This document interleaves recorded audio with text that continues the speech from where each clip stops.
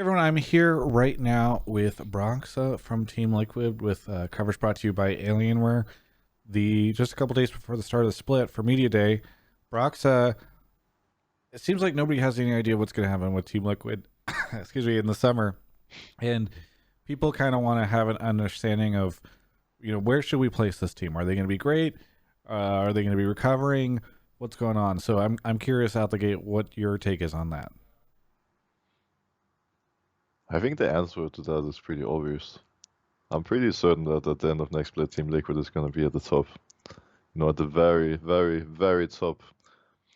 I'm I don't really have any doubt about that, to be fair. I think while losing double lift usually is pretty big for any team, he brings a lot to a team. I've already experienced that. I really respect Peter as a player and as a person.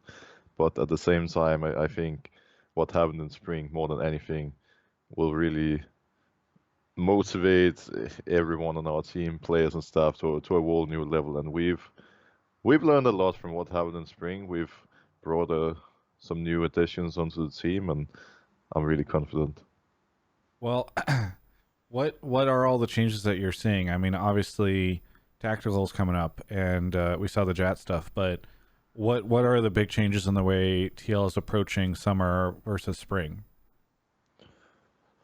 Honestly, one of the most important things from my point of view is that we actually get to prepare for the split this time. In the previous split, once I finally arrived, almost in the middle of the split already, there was a lot of stress. The team wasn't doing too well, and we didn't really get to prepare. And we were so behind everybody else, and never really had a proper opportunity to practice and play with the same roster of 5 players. Because once I finally arrived and Peter got sick, we played with tactical for a little bit, and it was just messy all around.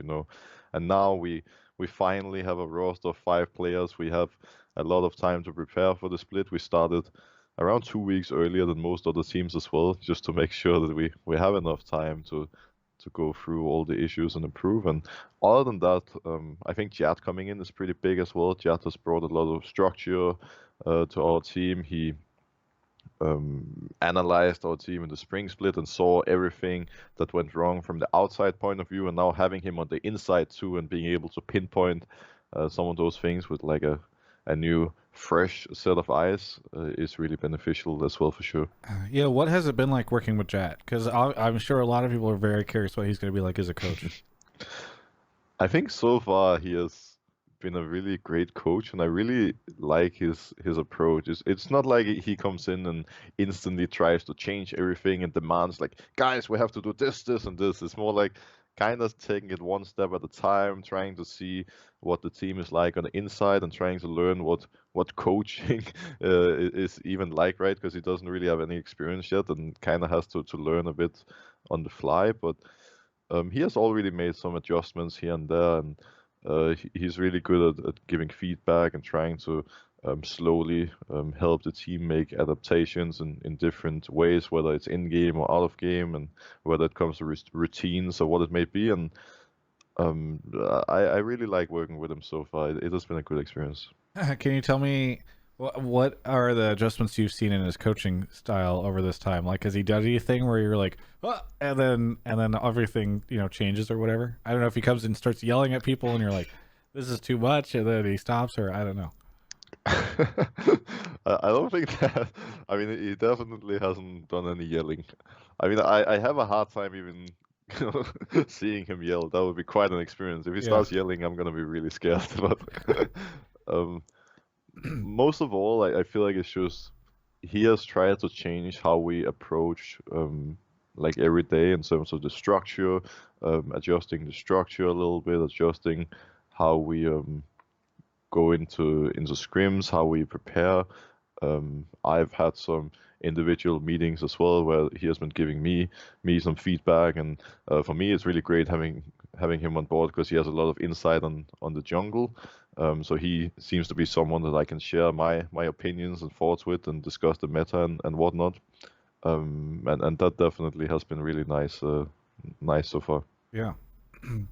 Yeah, I think the jungle thing is particularly interesting. Has he made you think about things differently, or perhaps challenge you to play, a different champion you wouldn't normally play? A bit of both, I would say. He has come up with some champion suggestions already. Trying to spice up my champion pool a little bit, as well as um, just going through some of the mistakes I make. I'm not necessarily pinpointing that something is wrong, but more like, I saw you did this here. What do you think about doing this? What do you think that would change? And that kind of creates a lot of interesting discussions, right? Where regardless of which of us is wrong or right, we get to learn something and get to go through different scenarios. Yeah. When was the last time you had a haircut? Is it that long? I mean, it's not that long. I mean, obviously mine is way longer, and I haven't had a haircut in a long time. But that was one of the first things I've noticed is you've got like a nice little swoop going in front Yeah, that I don't normally see. It's so long. It's kind of out of control. Luckily enough for me, Impact cut my sides Okay. like a couple of weeks or maybe a month ago, because it was getting out of control. Like I could barely, the hair was sticking Yes. inside the headset and got really annoying. But I haven't had a proper haircut since I was in Denmark, which is around 4 months ago now. Yeah. Wait, so So Impact you had Impact to do the haircut for you? Well, he did the sides, right? He said he wasn't too comfortable, starting with a scissor and cutting the top, so he just did the sides with a machine, and that helped a little bit. But there's no doubt that after not being a hairdresser for 4 months, I need a haircut soon at some point. Wild Turtle, I did an interview with him, and he was telling me that Ignar cut his hair too. And so I really love that now we've got multiple pro players giving each other haircuts. It's fantastic to me. It was actually really funny how it happened, because one day he cut his own hair somehow, which is pretty impressive. I'm not sure how anyone can do that, like actually, cut the sides on his own. And then he was like, I don't know if he was joking or if he was serious. It seemed like somewhere in between, when he was like, if you want a haircut, don't worry, I'll cut your hair. And then at first I was like, do I actually trust him? Yeah. And then already the day after, we made it happen, and it worked out pretty nicely, luckily enough. I mean, until you really need to handle this, I feel like that's a great way to save money. You could just have your pro player, pals, cut your hair for you. It's fantastic. Yeah, true. He cuts my hair, and I carry him a little bit on the Rift. Seems like Yes, yeah, a fair exactly. deal, right? You We just trade go haircuts for queues. games. I whip out Deadly Sin for a couple of games, and then Yes. pay him that way. What have you been able to? How are you doing? Because obviously you haven't been able to go home, right? So how are you holding up? At the start, especially right after we missed playoffs, the entire situation with the pandemic and being stuck in my room was really draining mentally, and it certainly didn't do me any good. But after a while, I managed to turn, like, I don't want to say I turned the situation entirely into something positive, because I was really depressed after missing playoffs. But I realized that it was an opportunity for me to, even though I wasn't able to go home or have anyone visit me, I could spend a lot of time with all my close ones at home. I managed to go into a pretty good routine where I would like go for a little walk or work out a bit in the morning. I would have some time throughout the day to talk to my close ones in Europe, and then at the end of the day, I could stream and chill with my fans and my community. So I feel like that entire routine was really good for me, and it felt like I had a purpose. Like I've been stuck in my room, and it has been a little tricky at times, but it gave me a purpose, and it overall made it pretty all right. Yeah, I've noticed your stream seems to be doing pretty well. Is this exciting for you? This is bigger probably than you've had in the past for streaming. Yeah, for sure. I could definitely notice a lot of growth on my stream, especially throughout the past months, because I was streaming so much and so consistently, and I think that helped a lot. And it has been pretty interesting actually, to see the growth, and also see, because even though usually I would be streaming in the middle of the night in Europe, like there's actually people in Europe. Obviously, there's a lot of Americans that I appreciate coming to watch, but there's also Europeans to stay up like the entire night to watch my stream. Like that's some next level dedication. Yeah, that's and crazy. I guess that helped make it feel even more worth it, that people are actually just ruining their sleep schedules just to watch my stream. That's kind of crazy. Yeah. You're doing them a disservice. These people are not healthy anymore. They're staying up all night to watch your stream. You need to Yeah, think of it. I guess so. Well, luckily for them, I can't stream as much now with the split about to start. So hopefully, all the Europeans watching can actually get some sleep now. That's pretty important. Well, I know we're out of time, but is there anything you want to say to any of your fans out there? Yeah, well, I guess, I mean, I need to be careful about this not being a bit too generic. I feel like these thank you things can often end up in the same way, but um, I've been really happy seeing so many Team Liquid fans, so many of my own fans sticking with us and supporting us, even though Spring Split was as horrible as it was.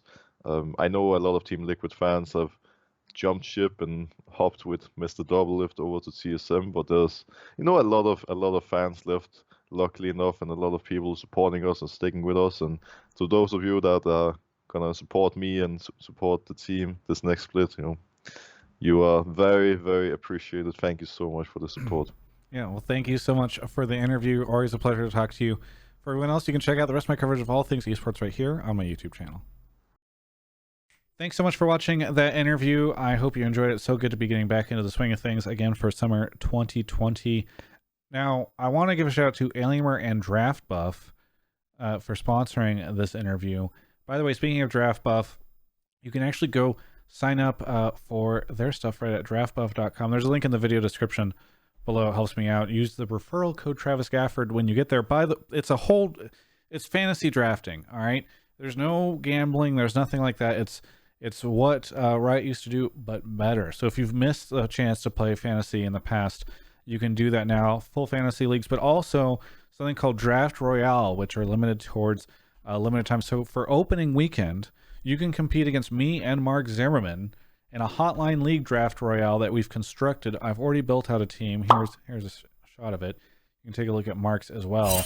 But go sign up, compete, see if you can beat our scores and maybe some other people, and really prove it to yourself that you have what it takes. Thanks so much for watching.